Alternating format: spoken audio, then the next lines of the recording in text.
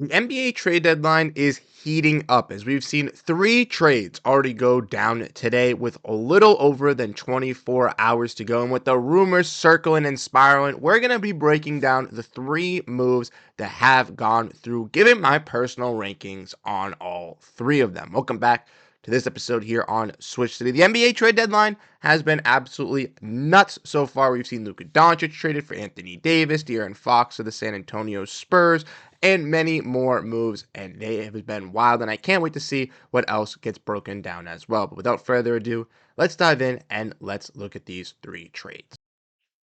So the first trade we're going to be breaking down is probably the biggest one of the day, the one that most people are talking about, and that was between the Milwaukee Bucks and the Washington Wizards. And we saw the Milwaukee Bucks trade Chris Middleton and AJ Johnson with a pick swap to the Washington Wizards for Kyle Kuzma, Patrick Baldwin Jr., and a second round pick. And for both teams, this is been talked about with their franchises. The Bucks have obviously been looking to make an upgrade for the last couple of weeks, and they've been engaged with possibly Zach LaVine, possibly Bradley Beal, possibly Jimmy Butler, but ultimately settle on Kyle Kuzma as they now have a new wing and move off of Chris Middleton. But there's more implications for both of these teams, so let's get into it. First, we'll be discussing the Milwaukee Bucks as they took on Kyle Kuzma, and they moved Chris Middleton. Now, Kyle Kuzma this season, compared to the last couple, hasn't had the greatest stats or numbers, but that's all due to the fact that the Wizards are playing through their young guys. The Wizards have made that known this season. Even though Kuzma hasn't been the greatest, he hasn't been had the ball run through them. But when he has had the ball run through them, when he has had the game played through him, he's been able to drop 25, 30 points leading up to the deadline to increase his trade value. And I do think that Kuzma will be a nice addition to this Milwaukee Bucks team. It's going to be a little bit of a questionable fit as he'll go be back playing the three, I believe, instead of playing the power forward. But we could see some lineups with Giannis being used as a small ball five here, with Kuzma being thrown in at the power forward with Taurean Prince, Andre Jackson, and Damian Lillard with some nice little utilization lineups.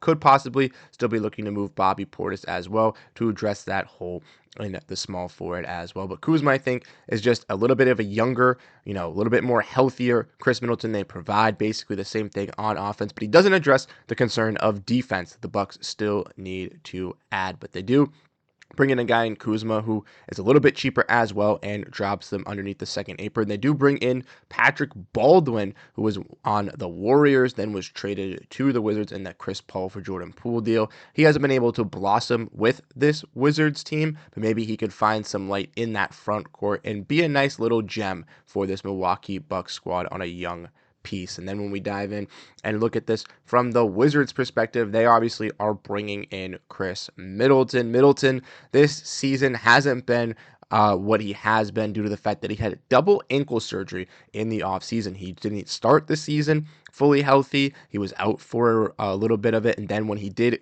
eventually come in, he wasn't the greatest form of himself, but has given the Bucks some spurts of offense as a six-man, as coming off the bench. And I think that's where Middleton, on a championship contender at this point, would be flourishing. But with his contract being $30 million, that's a little bit hard for him to possibly maneuver and be able to get to. So with the Bucks obviously needing a little bit of an upgrade as they push for a championship and don't need a six-man making $30 million, they move off of Chris Middleton. And fans are not happy about this. Not only for the fact that they traded for Kyle Kuzma, which they don't see much of an upgrade, but obviously Chris Middleton won a championship with Milwaukee. He's been, with them since he's gotten traded from the Detroit Pistons, and he's been a guy that has been basically homegrown with this Milwaukee team for the last couple years. He's a very, very close guy to Giannis Antetokounmpo as well, and this could maybe cause some ruptures with the Bucks and potential how long their star duo really lasts in Milwaukee. But for Chris Middleton, he's going to be going to this Wizards team to realistically help them out. As of right now, the reporting from Chris Mannix is that Middleton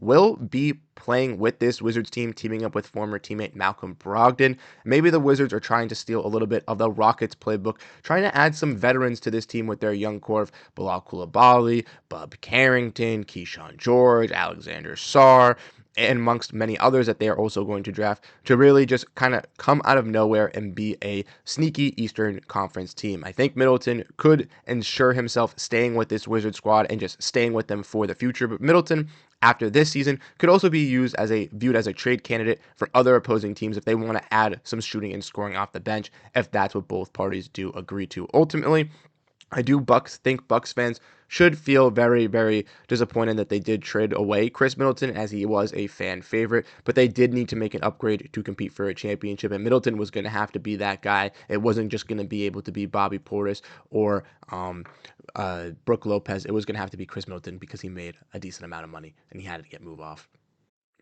Now, next, we see two smaller trades as we see the Boston Celtics trade in Jaden Springer and their 2030 second round pick to the Houston Rockets, sources tell ESPN, where both teams are going to be exchanging heavily protected second round picks. And for the Celtics here, they're going to be getting nothing in return. So let's kind of dive into that. Springer will be going into the Rockets' 12.4 mid-level exception, as his contract does fit in there. And the Celtics will be taking second round picks back. What this means for the Celtics is they have 13 guys under roster, and they have to sign someone in the next 2 weeks. Look for them to be possibly gauging the buyout market, possibly gauging the trade market for another veteran moving off a second round pick, or could possibly be converting one of their two-way guys in Drew Peterson or J.D. Davidson up to those spots. The Celtics will have to get at least one more roster spot, and I expect them to fill both by the end of the season. So I think maybe picking up one of those two-way spots could be a 15th roster spot towards the end of the year if you need some extra insurance, and maybe going for a wing on the market or a veteran type player via buyout could be the move for the Celtics here, getting closer. They saved $15 million in luxury tax by trading Jaden Springer, and they traded him in a salary dump, which is not the greatest. But for Springer, he didn't have the biggest role in Boston. He recently had just kind of gotten some run in the Western Conference road trip, and it looked really great. So that's why some Celtics fans are a little bit disappointed with this, as they felt like he could bring something for this team in the future. But Springer hopefully will find that in Ime Udoka's team in Houston, as obviously they are a very solid defensive team. He is in a little bit of a rut there as well in that guard rotation, but I do think he has the potential to grow out of that if they do give him a long-term deal, if they do believe in him with the moves that the Rockets could be making for the future. And Springer could possibly be a guy that, if he is able to unlock his offensive potential, could be a solid two-way player as a rotational guard in the NBA as a pretty solid role player. So I don't know why the Celtics really sold on him for luxury tax reasons. I wish they would have traded him for somebody else, but we'll have to see who the Celtics ultimately do pick up to fill in for that role to ultimately judge how this move 100% goes down.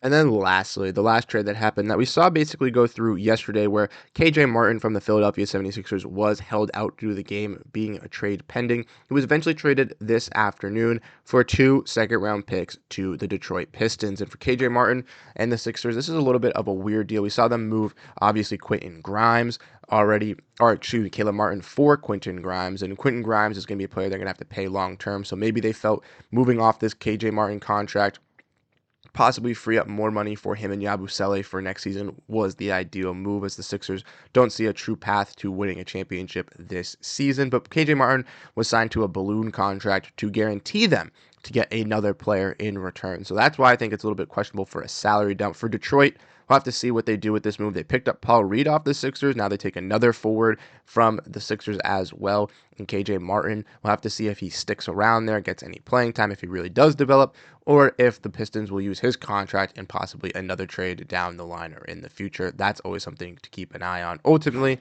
like I said, these are some smaller trades around the edges here, but the big trade was this Chris Middleton for Kyle Kuzma deal that really happened this morning, and there'll be more moves and more trades coming down the wire. Durant, Butler names have been thrown around, and I guarantee you much other smaller moves will also be coming down to the wire by Thursday afternoon. So let me know what you think down below in the comment section, how you guys ultimately feel about these moves. Like I said, I think that for the Bucks, they ultimately do get better by adding Kyle Kuzma, even if giving up Chris Middleton is a little hurtful to the gut because he is such a hometown player. You do honestly upgrade a little bit and save some money by dropping underneath the second apron to be a little bit more flexible, making some moves. And the Wizards ultimately get a piece that they can bring in to help develop some of their young guys, I don't think it's that bad of a move for them either. Just ultimately feel bad for Middleton. For the Celtics trade, we'll have to see how they ultimately bounce back by dumping Springer, but ultimately dumping Springer I think was a bad move. I would have rather them trade him for somebody else. In the Rockets, I think if they can develop and keep Springer, they just hit a home run by taking him in for basically nothing. And the KJ Martin one,